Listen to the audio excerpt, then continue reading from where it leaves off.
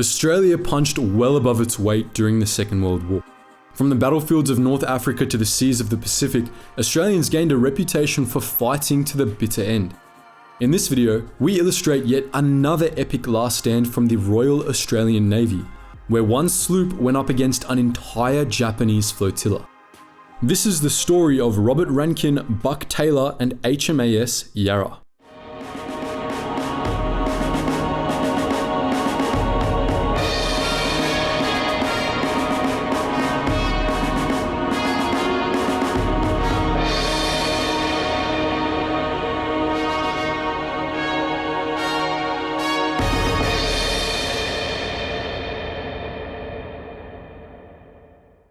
The Grimsby-class sloop HMAS Yarra was launched in 1935 from Cockatoo Island off of Sydney. She had a new design and was built to replace the aging ships built during the Great War. Her armament consisted of 3 4-inch guns which were primarily designed for high-altitude anti-aircraft defense. As secondary armament, Yarra was fitted with 50 cal and 303 machine guns for close anti-aircraft defense. Her full war complement was 160 officers and crew. When war broke out in September 1939, Yarra was sent to bulk up British forces in the Red Sea. As a smaller vessel, the sloop was assigned to escort duties, looking after merchant ships as they transited from British India to Mesopotamia with supplies and reinforcements for the war effort in North Africa. Yarra was attacked by high-flying Italian bombers on several occasions, but the Regia Aeronautica never scored a hit. Yarra maintained her vigil in the Red Sea until April 1941, when German agents successfully staged a coup in Iraq. The pro-British ruler was replaced by Prime Minister Rashid Ali, who planned to boot the British from Iraq once and for all. Yarra's small size meant that she could steam up the Shatt al-Arab River to lend fire support to the Allied landings in Basra. For the next month, Yarra acted as a mobile artillery platform, bombarding Iraqi positions with her 4-inch guns and laying down suppressive fire with her 50s. By May 24th, the landing forces had captured their objectives and Rashid Ali's government was collapsing. The Australian sloop had fought her first battle, but the worst had yet to come. When Axis forces invaded the Soviet Union as part of Operation Barbarossa, Army Group South quickly swept through Ukraine toward the Caucasus. This posed a major threat to British holdings in Iran. Less than 1,000 kilometers separates Tehran from Tbilisi, and the Iranian oil fields were a prize the British could not afford to lose. German agents were active in the country and tolerated by the governing regime. Fearing a situation similar to Iraq, the British and Soviets jointly invaded. The invasion's naval contingent was pulled together from whichever vessels were available nearby. One of them was Yarra, which incidentally was one of the most heavily armed. At 0400 on August 25th, Yarra stemmed from her anchorage at Basra to the Iranian naval base on the bank of Shatt al-Arab. Here, she attacked and sunk the sloop Babur with 10 salvos from her heavy guns. When 2 gunboats fought back, Yarra hit them with a hail of machine gun fire before drawing alongside and boarding them. Cooks and stewards armed with rifles went over the side and captured one gunboat after another. 90 Iranian and Italian prisoners were thrown in Yarra's brig.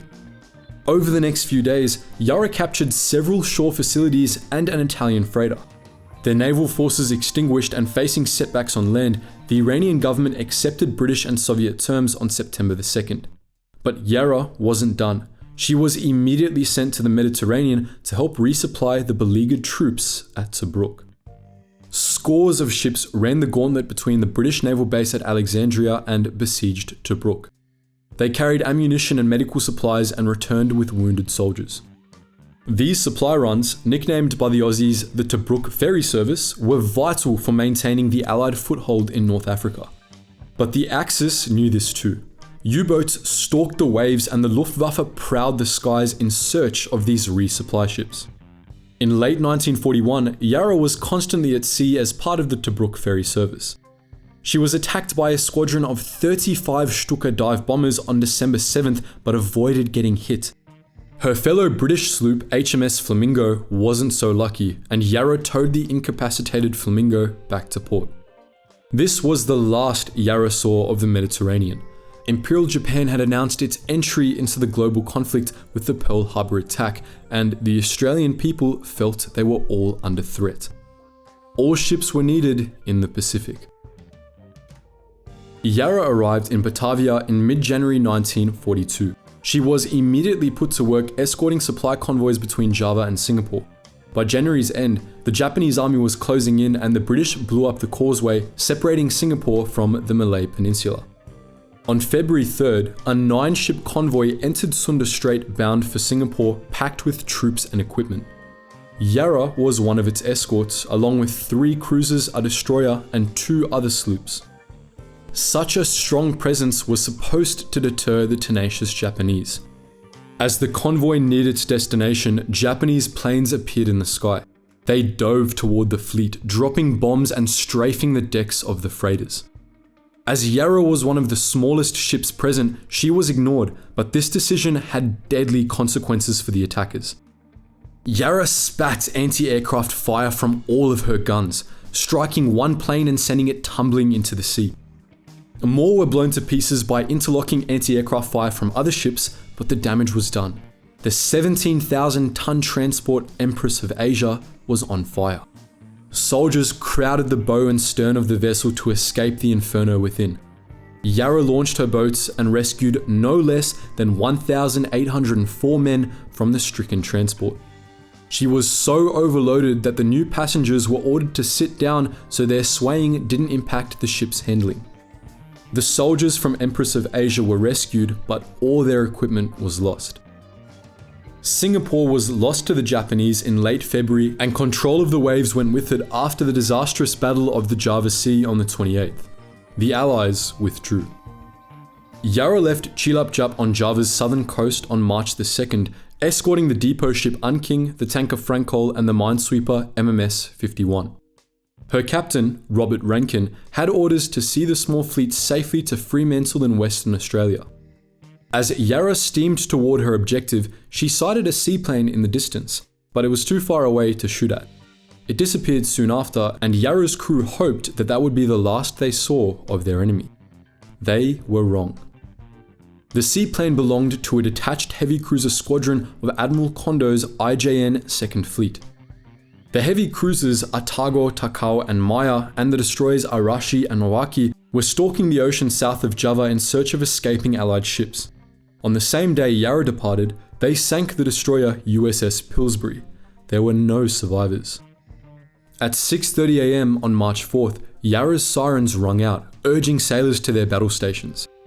The Japanese fleet had been spotted and was steaming directly for the convoy. Rankin ordered the ships to scatter and swung Yarra's bow toward the enemy.